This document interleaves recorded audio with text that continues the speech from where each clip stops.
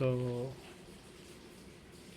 Good evening guys. ఈరోజు మనము the highwayman ఇది degree first year second sem Osmania university 6th unit first poetry lesson the highway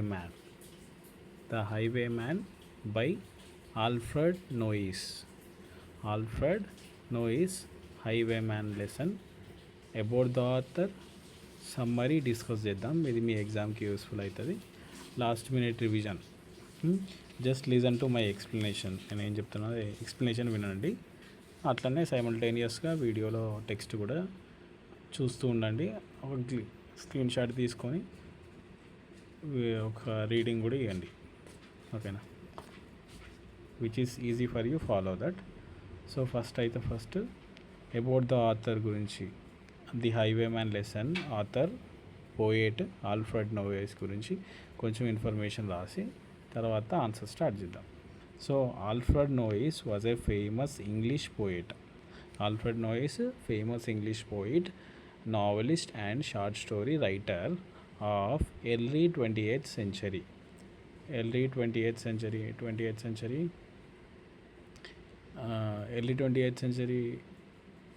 అంటే 1900s to 2000 వరకు దాన్ని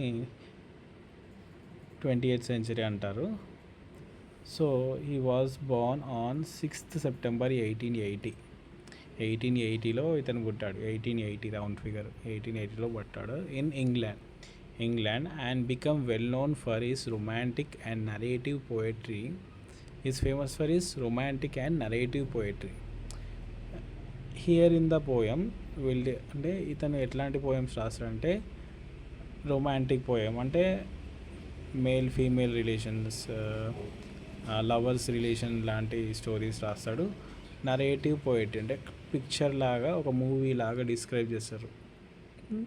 his poems are admired for their musical quality. అంటే ఇక్కడ rhyme బాగా, poem అనేది ఒక మ్యూజికల్ క్వాలిటీతో ఉంటుంది. మనం పోయం కదా ఇది, చదువుకోవడానికి బాగుంటుంది అన్నట్టు. వివిడ్ ఇమాజినేషన్ అంటే ఇది కూడా మనకు ఈ పోయం చదువుతున్నప్పుడల్లా మనకు ఇమాజినేషన్, పిక్చర్స్ అన్నీ రోల్ అవుతాయి మన బ్రెయిన్లో. Emotional depth and story telling style. ఇతను పోయట్రీ చాలా మ్యూజికల్గా ఉంటుంది, చాలా ఇమాజినేషన్ ఇంక్లూడ్ అయి ఉంటుంది, ఎమోషనల్ డెప్త్ కూడా ఉంటుంది. ఎమోషనల్ డెప్త్ అంటే కొంచెం సాడ్నెస్, ట్రాజిక్ అంటే సెంటిమెంట్స్ అన్నీ కూడా ఉంటాయి. నోయిస్ స్టడీడ్ ఎట్ ఎక్సీటర్ కాలేజ్ పేరు మీరు ఎక్సీటర్ కాలేజ్, ఆక్స్ఫర్డ్ అనేది ఒక యూనివర్సిటీ. అందులో ఎక్సీటర్ కాలేజ్లో ఇతను చదివిండు. But he left before completing his degree in order to pursue writing full time. అంటే ఇతను డిగ్రీ కంప్లీట్ చేయకముందే ఒక ప్రొఫెషన్లో, రైటింగ్ ప్రొఫెషన్లో ఎంటర్ అయిపోయింది అన్నట్టు. ఓవరాల్గా ఆల్ఫ్రెడ్ నోయిస్ ఒక famous English writer, English poet అంటే ఇంగ్లాండ్ ఒక వ్యక్తి అన్నట్టు. ఇది belongs to England. Poet, novelist and short story writers. Poems రాస్తుండే, నావల్స్ రాస్తుండే, షార్ట్ స్టోరీస్ రాస్తుండే. He was born in the year 1880 September 16 and is very famous for writing romantic and narrative poems. ఆ పోయమ్స్లో musicality ఉంటుండే, imagination ఉంటుంది, emotional depth కూడా ఉంటుంది. తర్వాత ఇతనేమో ఎక్సీటర్ కాలేజ్లో చదువుకుండు, అదే ఆక్స్ఫర్డ్లో ఉంది. మొత్తం కంప్లీట్ కాకముందే బయటకు వచ్చేసిండు. ఎందుకంటే ఫుల్ టైం రైటర్గా మారుదామని. అంటే చాలామంది రైటింగ్ని ఒక ప్రొఫెషన్ లాగా తీసుకుంటారు. టీచర్, డాక్టర్ లాగా రైటర్ కూడా ఒక ప్రొఫెషన్, పోయెట్ కూడా ఒక ప్రొఫెషన్. ఈయన ఫుల్ టైం పోయెట్గా స్టార్ట్ చేసిండు, రైటర్గా షార్ట్ స్టోరీస్, తర్వాత పోయమ్స్, నావెల్స్ రాసిండు. This is about brief introduction about author. ఇంకొంచెం ఎక్స్ట్రా రాసుకుందాం. He wrote many poems and prose works but the highwayman remains the most celebrated poem. అంటే ఈ extra point add చేయండి. He wrote so many poems and prose, but Highwayman is one of the most celebrated poem. It was first published in 1906. 1906 first ఈ poem 1906 అంటే ఇతను 20th century అని 20th century అంటారు. 1900 to 2000 20th century అంటారు. 1906లో ఈ poem publish చేసి 1906 in the collection 40 singing seamen and other poem.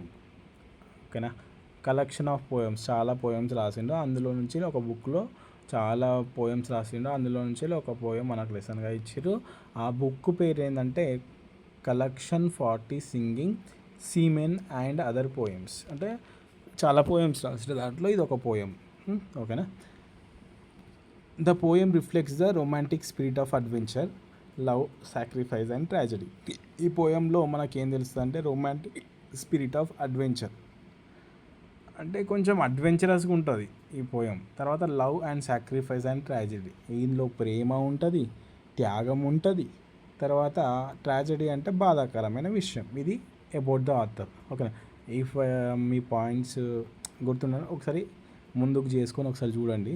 మళ్ళీ author గురించి చాలా ఇంపార్టెంట్ కాబట్టి ఆథర్ గురించి ఒక 2 minutes ఎక్స్ట్రా అయినా పర్వాలేదు. మనకు కొంచెం కొన్ని పాయింట్స్ వింటే అవి మనకు గుర్తుంటే అవి రాస్తాం. కాబట్టి ఆథర్ గురించి కొంచెం మిగతా స్టోరీ కొంచెం ఫాలో అవ్వడం వెరీ ఈజీ ఉంటుంది. కాబట్టి ఆథర్ గురించి అయితే కొంచెం ముందుకు వెనక పాజ్ చేసుకుంటా వినండి. నెక్స్ట్ సమ్మరీ చూద్దాం. ఇక summary of the highway man. So highway man story మొత్తం ఒక డీటెయిల్గా సమ్మరీ ఉంది. ఇది రాస్తే మీకు మస్తు ఈ సెంటెన్సెస్ ఈ ప్యాటర్న్లో రాసారంటే మీరు well and good. The Highwayman is a romantic narrative poem that tells the tragic love story of a highwayman and Bess. So, Highwayman is a romantic narrative poem. ఇది ఒక romantic narrative poem that tells the tragic love story of a highwayman. ఇది ఒక tragic love story అంటే sad ఎండింగ్తో ముగిసిన ఒక love story or story of a highwayman and Bess. ఈ story ఎవరి మధ్యలో మెయిన్ క్యారెక్టర్స్ ఏంటంటే highwayman and Bess. Highwayman అంటే ఏంది, ఎవరైతే హైవే ఒక మెయిన్ రోడ్లో బస్సులు కార్లు వెహికల్స్ వెళ్తే వాళ్ళ దగ్గర నుంచి వెళ్ళి డబ్బులు దోసుకునే ఒక దొంగ అంతే. ఆయన ఆ దొంగ మధ్య మళ్ళా బెస్ అనే ఫీమేల్ క్యారెక్టర్, ఆయన లవర్ మధ్యలో ఏం జరిగిందో అదే story. The landlord's daughter. Bess అనేది ఒక ల్యాండ్ లార్డ్స్, బెస్ అనే character female character, B E S S. Bess అనేది landlord's daughter, landlord వాళ్ళ కూతురు. ద ల్యాండ్ లార్డ్ అంటే ఒక పెద్ద మనిషి, ఒక చాలా భూమి ఉన్న వ్యక్తి అని అనుకోని ఇమాజిన్ చేసుకోండి. The poem is set in old England during the stormy night and creates an atmosphere of mystery, adventure, love and sacrifice. So opening సీన్లో ఏముంటుందంటే హైవే మ్యాన్ గుర్రం పైన స్వారీ చేసుకుంటూ వస్తాడు. అప్పుడు అట్మాస్ఫియర్ మొత్తం ఎట్లుందంటే ఒక ఉరుములు, atmosphere is mystery and adventure. అంటే కొంచెం క్లౌడీగా, డార్క్గా, కొంచెం విచిత్రంగానే ఉంది. లవ్ అండ్ సాక్రిఫైస్, అట్మాస్ఫియర్లో కూడా కొంచెం ఏదో చెడు జరగబోతుంది అనే విధంగా ఉంది. The poem begins with a vivid description of dark and windy night. First opening సీన్లో మనకు ఆ గాలి ఎట్లా ఎంత డార్క్ ఉంది, అట్లా స్పీడ్ గాలి ఎట్లా వీస్తుంది అనే దాంతో ఓపెన్ అవుతుంది. The road looks like A ribbon in moon light. ఒక మంచి మూన్ లైట్ ఉంది, ఆ మధ్యలో ఒక రోడ్ ఉంది, హైవే, ఒక మంచి క్లీన్ రోడ్ ఉంది. ఆ రోడ్ అనేది ఒక రిబ్బన్ లాగా షైన్ అవుతుంది మూన్ లైట్ వల్ల. అది ఓపెనింగ్ సీన్లో ఏంటంటే అదే it was a dark atmosphere and with a windy night. It was a windy and dark night in which the road is shining like a ribbon because of the moonlight. అంటే moonlight వల్ల ఇట్లా shine అవుతుందని కొంచెం description start చేయండి. తర్వాత and the wind blows strongly through the trees. గాలి, చెట్లు కూడా బాగా ఊగుతాయి. In this mysterious atmosphere handsome highwayman rides to an old inn. ఈ అంత అట్మాస్ఫియర్లో ఒక మిస్టీరియస్ ఎన్విరాన్మెంట్, ఒక హ్యాండ్సమ్ పర్సన్, అతనే highwayman rides to the old inn. Old inn, I N N, inn అంటే ఎక్కడైతే బెస్ ఫీమేల్ క్యారెక్టర్ ఉన్న ప్లేస్ని ఓల్డ్ ఇన్ అంటారు, ఒక వాళ్ళ ఇల్లు. ఓకేనా.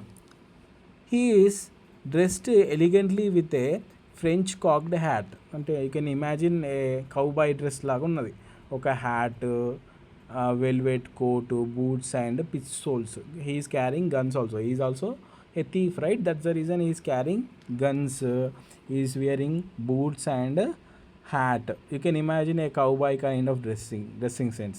His appearance is attractive and heroic. His appearance is like hero, attractive and టక్కరి దొంగల హీరో మహేష్ బాబు లాగా అన్నట్టు. అట్రాక్టివ్, ఆయన చేసే పని నెగిటివే కానీ ఆయన హీరోయిక్గా చూపించినట్టు. హీరోని ఆ దొంగతనం చేసే అతన్ని కూడా ఒక హీరో లాగానే చూపించాడు. అంటే మనం చెప్పిన ఫస్ట్ అయితే అతను చాలా హ్యాండ్సమ్గా ఉన్నాడు, చాలా అట్రాక్టివ్గా ఉన్నాడు, హీరోయిక్గా ఉన్నాడు. The poet describes him as bold, fearless and romantic. ఈ పోయెట్ ఏం చేస్తున్నాడు, Alfred Noyes describes him as bold. ఇతను ఈ హైవే మ్యాన్ చాలా బోల్డ్ అంటే చాలా ధైర్యవంతుడు, ఫియర్లెస్ అంటే అది కూడా అట్లా సినోనిమ్ లాగా ధైర్యవంతుడు, అండ్ రొమాంటిక్, అతను చాలా రొమాంటిక్ కూడా అంట. తర్వాత the highwayman visits the inn because he loves Bess. Highwayman inn అనే ప్లేస్లోకి ఎందుకు వస్తున్నాడు, అతను బెస్ అనే అమ్మాయిని లవ్ చేస్తున్నాడు, అందుగురించి వచ్చాడు. The daughter of land lord. ఆ బెస్ అనేది బెస్ అనే వ్యక్తి ల్యాండ్ లార్డ్ యొక్క కూతురు. Bess has long black hair and dark eyes and deeply, like description of the female, bess ki long hair, dark eyes, attractive eyes unnayanta. she deeply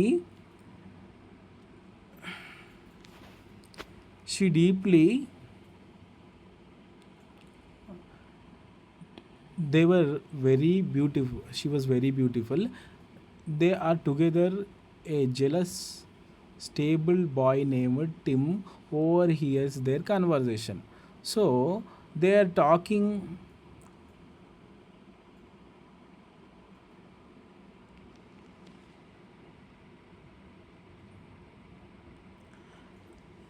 So she deeply loves the highwayman. The highwayman visits in because the daughter of the landlord, Bess, has long. The daughter of the landlord. ఈ highwayman బెస్ని love చేస్తాడు. ఆ Bess ఏమో చాలా beautiful ఉంటుంది. She has long black hair and dark eyes and she deeply loves the highwayman. ఆమె కూడా హైవే మ్యాన్ని లవ్ చేస్తుంది, హైవే మ్యాన్ ఆమెను లవ్ చేస్తాడు. While they are together a jealous stable boy named Tim. While they are making conversation, they are together. While they are together, వాళ్ళిద్దరు కలిసినప్పుడు ఒక వ్యక్తి మూడో మనిషి చూస్తాడు. వాళ్ళిద్దరు డిస్కషన్ చేసుకున్నప్పుడు డిస్కషన్లో they are together. A jealous stable boy name Tim. TIM. Tim అనేది ఇంకో character. BSS Bess, highwayman, Tim, ఇవే 3 క్యారెక్టర్స్ ఈజీగా ఉన్నాయి. BSS Bess, TIM Tim, highwayman. ఓకేనా. So a jealous stable boy named Tim overhears their conversation. Overhears అంటే వాళ్ళు మాట్లాడుతున్నప్పుడు వాళ్ళకి తెలియకుండా వినడాన్ని ఓవర్ హియర్స్ అన్నట్టు. We can use this word overhears their conversation. దొంగలాగా వినడం అలా తెలియకుండా వినడాన్ని overhears their conversation. The highwayman tells Bess that he must go away for the highwayman. Now they are talking, highwayman Bess. The highwayman tells Bess that he must go away for some work but promises to return the next night with gold and wealth. So అతను highway man ఎక్కడికో పని మీద వెళ్తున్నాను, next రేపటి రాత్రికి నేను మళ్ళీ నీ దగ్గరికి వస్తాను విత్ గోల్డ్ అండ్ వెల్త్. అంటే లిటరల్గా అతను ఏమో దొంగతనానికి వెళ్తున్నాడు, వచ్చేటప్పుడు గోల్డ్ అండ్ వెల్త్ తీసుకొస్తా, రేపటి నైట్ వరకు నేను వచ్చేస్తా అని చెప్పేసి ఈ హైవే మ్యాన్ బెస్కి చెప్తుంటే టిమ్ విన్నాడు అన్నట్టు. Before leaving he rides away into the darkness on his horse. ఓకేనా. ఆ వెల్త్ బిఫోర్ లీవింగ్ ఆమెకు అంతా చెప్పేసి ఈ rides away into the darkness of on his horse అది చెప్పేసి అతను ఒక డిసపియర్ అంటే రిటర్న్ వెళ్ళిపోతాడు అన్నట్టు డార్క్నెస్లోకి. Tim who secretly loves Bess. ఈ టిమ్ కూడా ఉన్నాడు కదా, ఈ టిమ్ కూడా బెస్ని లవ్ చేస్తాడు అన్నట్టు. One side lover betrays the lovers by informing the soldiers about the highway man. ఇతను సీక్రెట్లీ బెస్ని లవ్ చేస్తాడు, కానీ ఆమె యాక్సెప్ట్ చేయదు వేరియస్ రీజన్ వల్ల. ఇతను ఏం చేస్తాడు, టిమ్, ఆ మూడో క్యారెక్టర్ టిమ్ ఏం చేస్తాడు, మోసం చేస్తాడు. Betrays the lovers by informing the soldiers about the highway man. అతను వాళ్ళిద్దరిని నాకు దక్కంది ఎవరికి దక్కదు అన్నట్టు ఏం చేస్తాడు టిమ్, ఈ హైవే మ్యాన్ గురించి ఇన్ఫర్మేషను ఎవరికి, సోల్జర్స్కి చెప్తాడు. అంటే కింగ్స్ టైంలో, ఇది కింగ్స్ టైంలో కాబట్టి సోల్జర్స్కి చెప్తాడు. ఓకేనా. The soldiers arrive at the inn and wait for him to return. అంటే ఏం చేస్తారు వీళ్ళు, రేపు నైట్ వస్తా అని చెప్పిండు కాబట్టి ఈ సోల్జర్స్ ఈ బెస్ ఫీమేల్ క్యారెక్టర్ ఉండే ప్లేస్కి వచ్చి ఉన్నారన్నట్టు. ఆడు ఎప్పుడు వస్తే అప్పుడు పట్టుకుందామని. And wait for him to return. Then they tie Bess to the bed and place a musket near her chest so that she cannot move or warn her lover.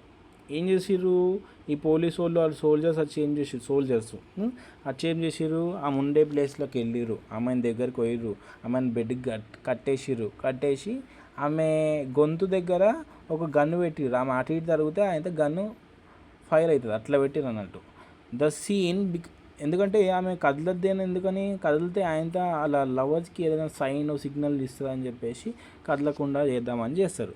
The scene becomes highly tense and emotional. ఈ సీనే చాలా emotional. ఆమె ఎంత ట్రామాటిక్గా feel అవుతుంది, ఎట్లా అలా beloved highwayman కోసం convey చేద్దామని ఏం చేసింది, ఎట్లా అతన్ని కాపాడింది అనేది క్లైమాక్స్ అన్నట్టు. Bess suffers silently because she wants to save the highwayman from danger. ఆ సోల్జర్స్ చాలామంది వచ్చారు, పట్టుకుంటారు ఆమె, లేకపోతే ఆమె కోసమని హైవే మ్యాన్ పక్కా వస్తాడు కాబట్టి వాళ్ళు పట్టుకొని అతన్ని శిక్షించడం, చంపేయడానికి ఛాన్స్ చాలా ఉంది. కాబట్టి that night Bess hears the sound of the highwayman returning on the horseback. ఆమె వింటుంది, రాత్రికి వస్తాను కదా, చూస్తున్నా ఆమెను బెడ్కి కట్టేసిరు, కానీ ఆమె ఆలోచన మొత్తం రోడ్ సైడే పెట్టింది. చెవు మొత్తం, ఆమె కాన్సన్ట్రేషన్ మొత్తం ఆ రోడ్ పైనే పెట్టింది. వస్తే ఆ చెప్పుల ఆ హార్స్ సప్పుడుకి విని ఏదైనా ఒకటి చేద్దామన్నట్టు ఆమె చాలా థింక్ చేస్తుంది అన్నట్టు. చాలా థింగ్స్ గురించి రన్ అవుతున్నాయి ఆమె బ్రెయిన్లో. She realises that if she cannot warn him the soldiers will kill him. ఒకవేళ ఏదన్నా వార్నింగ్ ఇవ్వకపోతే ఖచ్చితంగా హైవే మ్యాన్ని ఈ సోల్జర్స్ చంపేస్తారు అనేది క్లియర్గా అర్థమైంది. ఆమెకే ఒక బెడ్కి కట్టేసారు, దానికి ఒక గన్ పెట్టిరు. సో ఆమె ఏదో ఒక వార్నింగ్ సిగ్నల్ ఇద్దామని అనుకుంటుంది. With great courage and sacrifice she struggles to free her self. ఆమె చాలా స్ట్రగ్లింగ్ తర్వాత టు ఫ్రీ హర్ సెల్ఫ్, అంటే కట్టేసిరు కాబట్టి లూజ్ చేసుకోవడానికి ట్రై చేస్తుంది. Finally she puts the trigger of the musket with her chest. ఏ అయితే గన్ను ఉందో ఆ చేతి ఇడిపించుకొని ఆ గన్ను దగ్గర పెడుతుంది అన్నట్టు. ఆమె చేతు ఆ గన్ను దగ్గర పెడుతుంది. The gun shot kills her instantly. అంటే ఆ గన్ను ఆమె సైడే ఉంది, ఆమె ఎట్లనో ఒక సిగ్నల్ ఇవ్వాలా అని చెప్పేసి ఆమెను కాల్ చేసుకుంటుంది instantly. But it also serves as a warning to the highwayman. అప్పుడు ఆ గన్ ఫైరింగ్ వల్ల హైవే మ్యాన్కి ఏదో డేంజర్ ఉందని తెలుస్తుంది. హియరింగ్ ద షాట్, అంటే గన్స్ అప్పుడు, he understand that the danger awaits him. ఆయనకు ఒక డేంజర్ ఉంది అనేది, ఏదో డేంజర్ ఉంది అక్కడ వెళ్ళద్దు ఇప్పుడు అనేది ఆయనకు అర్థమవుతుంది. And quickly rights away escaping the soldiers. ఆ సౌండ్ విన్న తర్వాత అటు మళ్ళీ ఆమె ప్లేస్కి రాకుండా రిటర్న్ వెళ్ళిపోతాడు, తర్వాత వద్దామని సంథింగ్. ఓకేనా, that is the climax scene. అంటే ఆమె అతన్ని కాపాడడానికి కోసం ఆమె లైఫ్ని సాక్రిఫైస్ చేసి ఒక సిగ్నల్ ఇస్తే ఆ సిగ్నల్ చూసుకొని అతను వెళ్ళిపోయాడు. ఆయనకు తెలియదు ఆమె బెస్ చచ్చిపోయిందని అప్పటికి. Later the highwayman learns about Bess death. తర్వాత బెస్ చనిపోయిందనే విషయం తెలుస్తుంది. Filled with grief, anger and love. అతను ఆ విషయం తెలిసిన తర్వాత చాలా బాధపడు, యాంగర్ కోపం వచ్చుడు, అండ్ లవ్. అతను కంప్లీట్లీ నా ప్రేమ నా ప్రేమ కోసం నా మీద ఎంత ప్రేమ ఉంటే ఆమె చచ్చిపోయి నాకు సిగ్నల్ ఇస్తుంది అని చెప్పేసి చాలా బాధగా ఫీల్ అవుతున్నాను అన్నట్టు. He returns to take revenge on soldiers. అతనికి ఏమనిపించింది అంటే అలా మీద సోల్జర్స్ పైన రివెంజ్ తీసుకుందామని స్టార్ట్ అయిండు. However the soldiers shoot and kill him on the highway, thus both lovers die tragically. అతను కోపంలో వాళ్ళని చంపుదామని వచ్చినప్పుడు ఆ సోల్జర్స్ అందరూ అతన్ని మళ్ళీ కిల్ చేసిండ్రు. దస్ బోత్ లవర్స్ డై ట్రాజికల్లీ. ఆ ట్రాజిక్లో చాలా ఇప్పుడు ట్రాజికల్గా ఇద్దరు చచ్చిపోయారు అన్నట్టు, ఒక్కరు కూడా బతకలే, ఇద్దరు లవర్స్ చచ్చిపోయారు. United through love and sacrifice. Through love and sacrifice వాళ్ళు ఇద్దరు చచ్చిపోయి ఇక భూమి మీద బతకక ఇక చచ్చిపోయిన తర్వాత బతుకుదాం అన్నట్టు ఇద్దరు అట్లా అయిపోయింది కదా స్థితి. Love and sacrifice. Both lovers die tragically united through love and sacrifice వల్ల ఇద్దరు కలిసిరు అన్నట్టు. The poem ends with a supernatural touch. అంటే సూపర్ న్యాచురల్ టచ్ అంటే వాళ్ళిద్దరు చచ్చిపోయారు కదా, చచ్చిపోయిన తర్వాత వాళ్ళు మళ్ళీ ఆమె వాళ్ళ ఇంట్లో వెయిట్ చేసినట్టు ఆయన ఆ హైవే మీద గుర్రం పైన వస్తున్నట్టు మనకు ఎండింగ్లో కూడా చూపిస్తారు అన్నట్టు, అలా ఆత్మలు తిరుగుతున్నట్టు అట్లా ఉండదంటారు. On winter nights, every winter season నైట్స్లో people say that the ghost of the highwayman still rides to the inn. అంటే వింటర్ సీజన్లో ఎప్పుడైతే అట్లా అట్మాస్ఫియర్ క్లౌడీగా డార్క్గా విండీగా ఉన్నప్పుడు ఆ హైవే మ్యాన్ గోస్ట్ అక్కడికి ఆ ప్లేస్కి వస్తుంది. And best weights for him at the window. ఆమె బెస్ట్ ఆత్మ కూడా అక్కడ విండో దగ్గర ఎప్పుడు వెయిట్ చేస్తూ ఉంటుంది ఆయన కోసం అన్నట్టు. This ending gives the poem A haunting and romantic atmosphere. ఇది ఒక భయంకరంగా, ఇంకోటి వాళ్ళ రొమాంటిక్ అట్మాస్ఫియర్, వాళ్ళ ప్రేమను చూపిస్తుంది అన్నట్టు. కలిసే కొన్ని సినిమాలలో మనం చూస్తాం కదా చచ్చిపోయిన తర్వాత వాళ్ళు కలిసినట్టు, అట్లా అన్నట్టు. The theme of the poem is love and sacrifice. ఒక థీమ్ అని రాసి love and sacrifice is the main theme of the poem అని రాసి, the central theme of the poem is true love, Bess sacrifice her life to save the highwayman, proving the depth of her love and loyalty అని ఒకటి రాయండి. Theme of the poem love and sacrifice. Central theme ఏంటంటే poem is love, true love, Bess sacrifice her life to save the highwayman, proving the depth of her love and loyalty. ఇట్లా రాయండి. Thank you for watching. Please subscribe, support. Done.